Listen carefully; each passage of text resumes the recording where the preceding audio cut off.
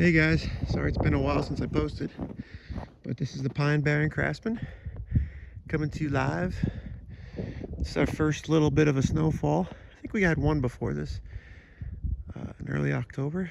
Not much, but I think we're gonna get 3 to 5 coming in on Thanksgiving, which is tomorrow. I want to go over my purchase from a couple of months ago. I never really touched base about it because I was working on it. This is my Formula Deluxe 600 Skidoo 600 2-cylinder 2-stroke snowmobile, sled, snow machine. I don't know what you guys call it. I had got 2 of these identical. This one had, I think, 5,000 miles on it. The other one had 4 or 7. Maybe this one's 7, the other one was 5. Yeah, this is 7,000 miles. It had a rip in the seat. It was a 99, had a rip in the seat. Couple little things here cracked, right? I got 2 sleds. I sold one. I repaired both of them, and I'm going to show you what I did. Couple things I'm going to tell you about. I personally try to always put on the manufacturer parts. I know they cost a lot more, and there's going to be some criticizing and some opinions on that. But when you're out in the snow and you're on the lake and the wind's blowing and it's time to go, you want to be able to go. And if I pay a little extra, knowing if I go to resell this, that I did the right thing for the next guy, I mean, that's the motif. I think you guys know this from me. That's probably why you guys subscribe to my channel. Maybe not. Maybe you just like the way I talk. But I try to be honest, and it's hard to be honest when you buy inferior parts. And, you know, here's the story. I got 2 sleds. They both had the same problem. Common, I think, with these sleds from that year and other years. Open the hood. So it's 2-cylinder Bombardier Rotax. The biggest issue that I found was when I purchased the sled, it wasn't starting and it wasn't running well. So I had a hard time getting fuel to prime and come down to the carb, and I found out that there was a leak on the gas tank and all the gas was coming out. So I would fill it up and think it was going, and it was leaking. So I'd fix that, grommet. But the biggest issue was these 2-cylinder, right, rubber, I would call them intake manifolds because these are the carb, but carb mount, carb boots, whatever. This is what holds the carburetors, 2 of them, to the cylinder head and cylinder.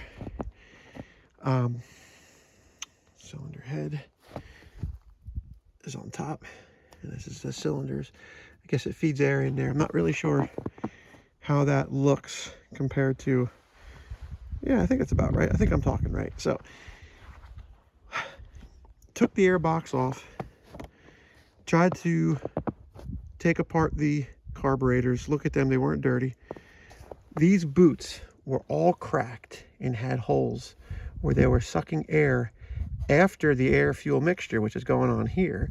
It was pulling in more air, so it was leaning out the carb, and that can be bad. It could turn into a lean situation where it's leaning out the carburetor enough where you're leaning out the cylinder and you're overheating the cylinder, which in turn will hurt the engine catastrophically over time, if not immediately. So I went online and I found these for a couple bucks on Amazon, and then I called around up here and there was a guy that had them, and I paid a pretty penny for 4 of them. I think I paid maybe $500 for all 4 total, which you would think such a small little thing like that, but I stepped up, I paid the money, and what a difference. I have a couple videos of me running up and down with this. You could see it in a minute, but just to go over what I did. So I purchased these. I sold one with that repair, and this one had more miles on it. I also did a cylinder pressure check, compression check. Easily done. Pull these spark plugs out, put a compression checker in there, and crank the engine over. This is an electric start, so it was easy. And I had like 100 and something PSI on both cylinders, so that was good. I think underneath like 90, I think they get questionable on these two-strokes. So this is two-stroke. There's an oil fill here where it pulls in oil as it needs it, so it mixes it itself. It has an antifreeze or coolant. Some guys talk about changing out these exhaust pipes on here, and it really opens up these engines. I was watching a couple of videos about them, which is pretty neat. But this is nice that it's all stock. The only thing that I did was the key. You turn it on, okay?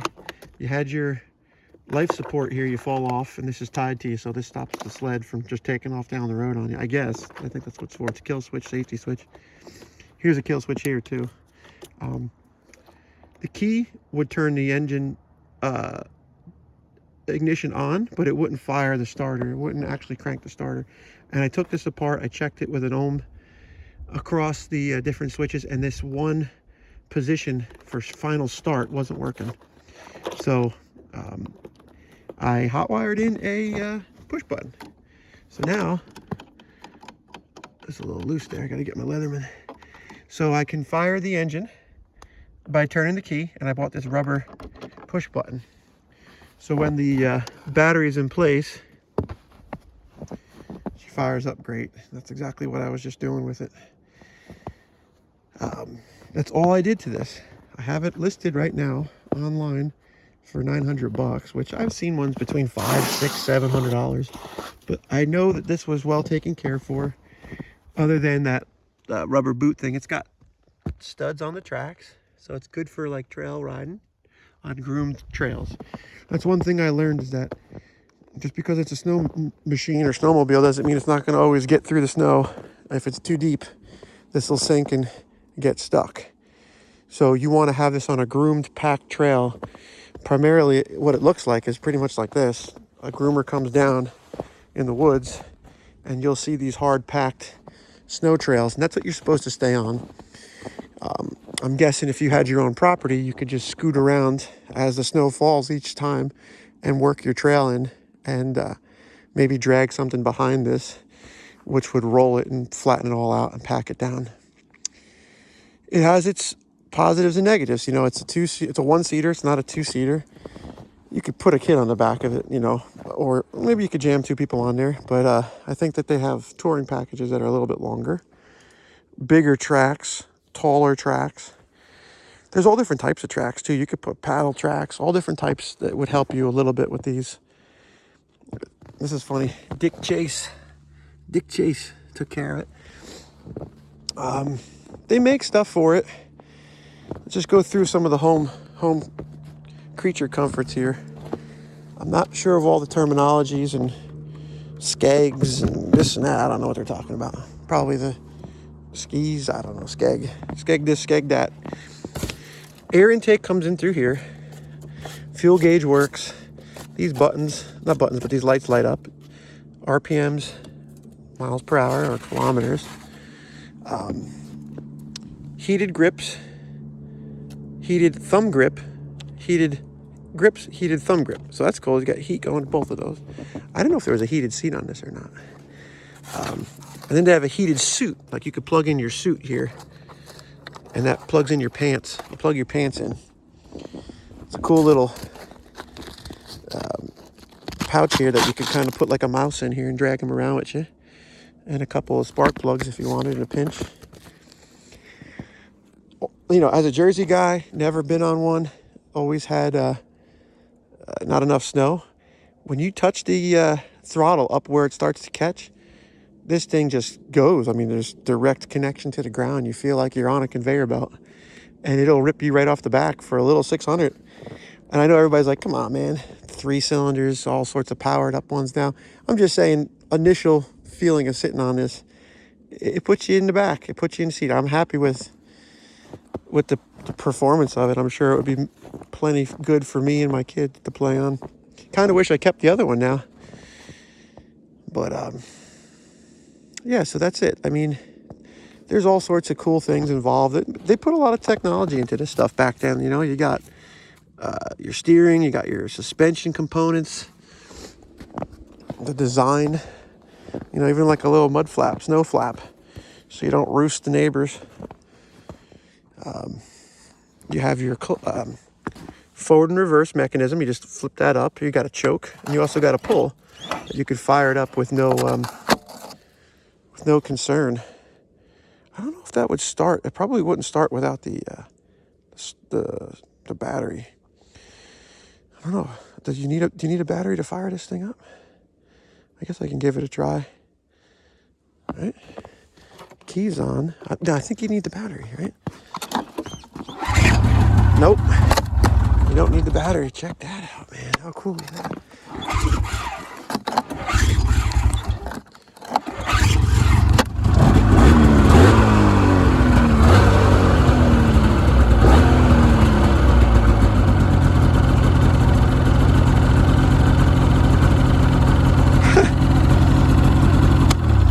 That just got way cooler. Yeah, that makes sense because it makes its own spark off of the engine stator, I'm guessing. And if the battery was dead, you can get home. Ah, cool, right? So there she goes. Isn't she lovely? Give me a shout. Tell me what you think. This is so fun to think that maybe this year we could hit the lake. That lake freezes up like a stone, man. You got to be careful. I'm going to go out with people that know what they're doing, hopefully. Or maybe they'll just, maybe I'll just be by myself like usual. Check this out. Little side note. I found these skis at the dump. Yeah. The Argos, Jackson Heights, New Jersey. Aluminum water skis. Can you use them on the lake? On the frozen lake? Uh-oh, this one's going to give you a lefty. Got to straighten that fin out. Thanks for watching, guys. If you're into snowmobiles or winter sports, let me know. What are you guys doing up in Saskatchewan or Vermont? You guys living in Vermont? Let me know. Tell me where you're at and what kind of snow you get. Thanks.